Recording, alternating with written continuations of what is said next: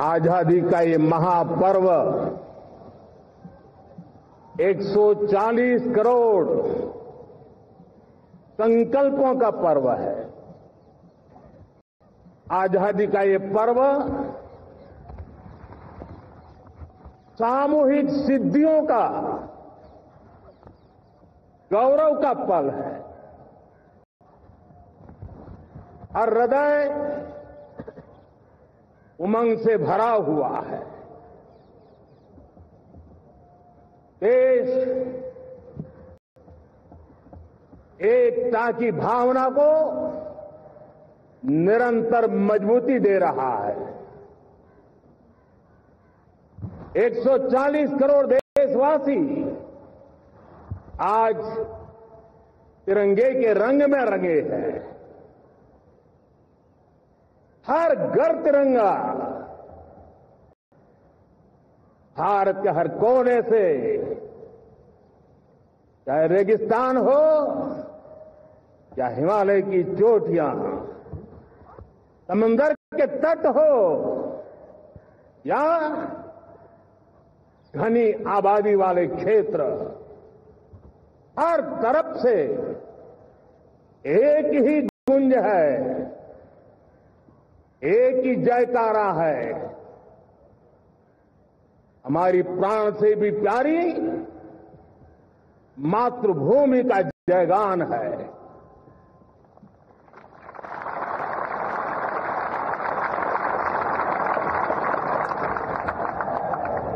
मेरे प्यारे देशवासियों,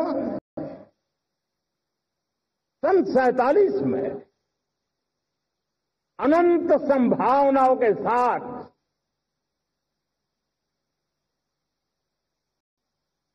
कोटि कोटि भुजाओं के सामर्थ्य के साथ हमारा देश आजाद हुआ। देश की आकांक्षाएं उड़ाने भर रही थी, लेकिन चुनौतियां उससे भी कुछ ज्यादा थी। पूज्य बापू के सिद्धांतों पर चलते हुए संविधान सभा के सदस्यों ने एक बहुत ही महत्वपूर्ण दायित्व निभाया। भारत का संविधान गत 75 वर्ष से एक प्रकाश स्तंभ बन करके हमें मार्ग दिखाता रहा है। भारत के संविधान निर्माता अनेक विद महापुरुष डॉक्टर राजेंद्र प्रसाद, बाबा साहब आंबेडकर, पंडित नेहरू, सरदार वल्लभ भाई पटेल, डॉक्टर सर्वपल्ली राधाकृष्णन जी, इतना ही नहीं, हमारी नारी शक्ति का भी योगदान कम नहीं था। हंसा मेहता जी, दाक्षायणी, वेलायुधन जैसी विदुषियों ने भी भारत के संविधान को सशक्त करने में अपनी भूमिका निभाई थी। आज लाल किले की प्राचीर से देश का मार्गदर्शन करने वाले, देश को दिशा देने वाला संविधान के निर्माताओं को आदरपूर्वक नमन करता हूं।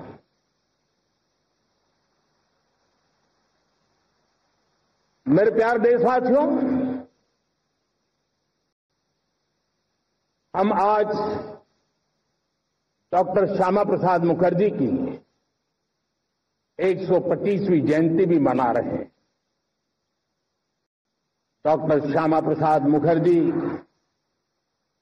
भारत के संविधान के लिए बलिदान देने वाले देश के पहले महापुरुष थे। संविधान के लिए बलिदान, धारा 370 की दीवार गिराकर एक देश एक संविधान के मंत्र को जब हमने साकार किया तो हमने डॉक्टर श्यामा प्रसाद मुखर्जी को सच्ची श्रद्धांजलि दी। लाल किले पर आज कई विशेष महानुभाव उपस्थित हैं। दूर सुदूर गांव के पंचायतों के सदस्य हैं, ड्रोन दीदी के प्रतिनिधि हैं, लखपति दीदी की प्रतिनिधि हैं, खेल जगत से जुड़े लोग हैं, राष्ट्र जीवन में कुछ न कुछ देने वाले यहां महानुभाव उपस्थित हैं। एक प्रकार से यहां मेरी आंखों के सामने मैं लघु भारत के दर्शन कर रहा हूं और टेक्नोलॉजी के माध्यम से विशाल भारत के साथ भी आज लाल किला जुड़ा हुआ है।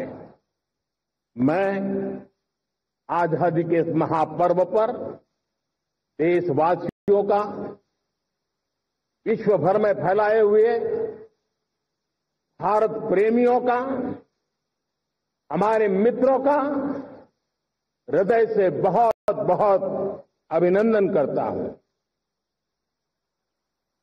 साथियों, प्रकृति हम सब की परीक्षा ले रही है। पिछले कुछ दिनों में प्राकृतिक आपदाएं, भूस्खलन, बादलों का फटना, न जाने कितनी कितनी आपदाएं हम झेल रहे हैं। पीड़ितों के साथ हमारी संवेदना है। राज्य सरकारें और केंद्र सरकार मिलकर के बचाव के काम, राहत के काम, पुनर्वसन के काम में पूरी शक्ति से जुटे हुए हैं। साथियों, आज 15 अगस्त का एक विशेष महत्व भी मैं देख रहा। मुझे बहुत गर्व हो रहा है कि आज मुझे लाल किले की प्राचीर से ऑपरेशन सिंदूर के वीर जाबाजों को सैल्यूट करने का अवसर मिला है।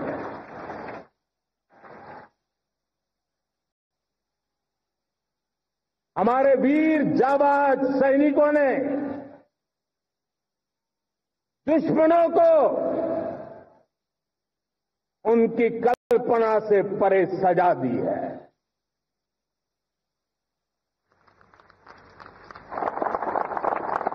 और इस अपील को पहलगाम में सीमा पार से आतंकियों ने आकर के जिस प्रकार का कत्ले आम किया, धर्म पूछ करके लोगों को मारा गया। पत्नी के सामने पति को गोलियां दी, बच्चों के सामने अपने पिता को मौत के घाट उतार दिया गया। पूरा हिंदुस्तान आक्रोश से भरा हुआ था। पूरा विश्व भी इस प्रकार से संहार से चौंक गया था। ऑपरेशन सिंदूर उसी आक्रोश की अभिव्यक्ति है।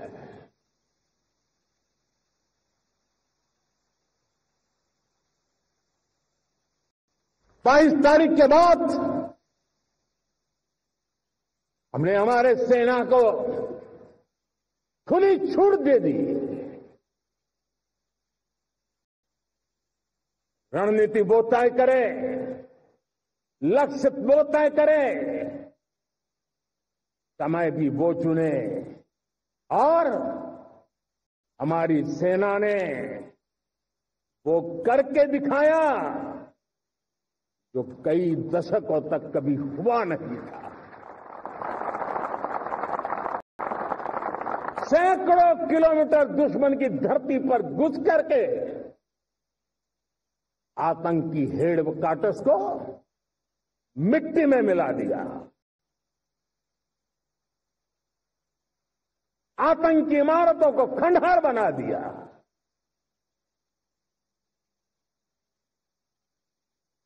पाकिस्तान की नींद अभी भी उड़ी हुई है।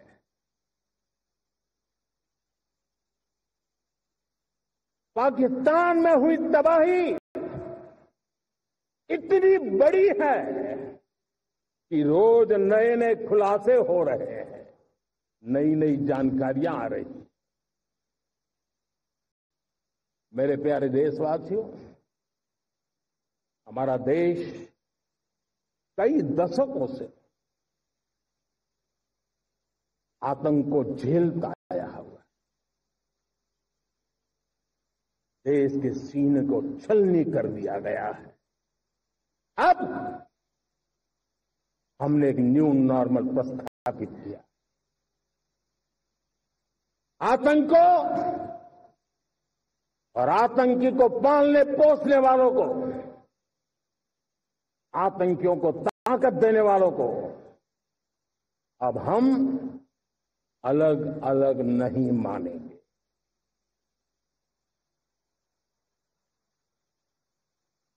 वो मानवता के समान दुश्मन है, उनके बीच कोई फर्क नहीं है। अब भारत ने तय कर लिया है कि न्यूक्लियर की धमकियों को अब हम सहने वाले नहीं हैं। न्यूक्लियर ब्लैकमेल लंबे अरसे से चलाया, अब वो ब्लैकमेल नहीं सहा जाएगा।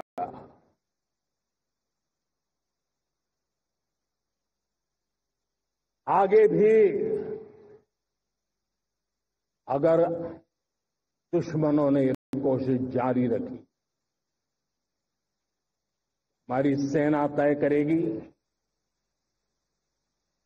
सेना की शर्तों पर, सेना जो समय निर्धारित करे उस समय पर, सेना जो तौर तरीके तय करे उस तौर तरीके से, सेना जो लक्ष्य तय करे उस लक्ष्य को अब हम अमल में ला करके रहने वाले हैं। हम मुंह तोड़ जवाब देंगे। मेरे प्यारे देशवासियों, भारत ने तय कर लिया है, खून और पानी एक साथ नहीं बहेंगे।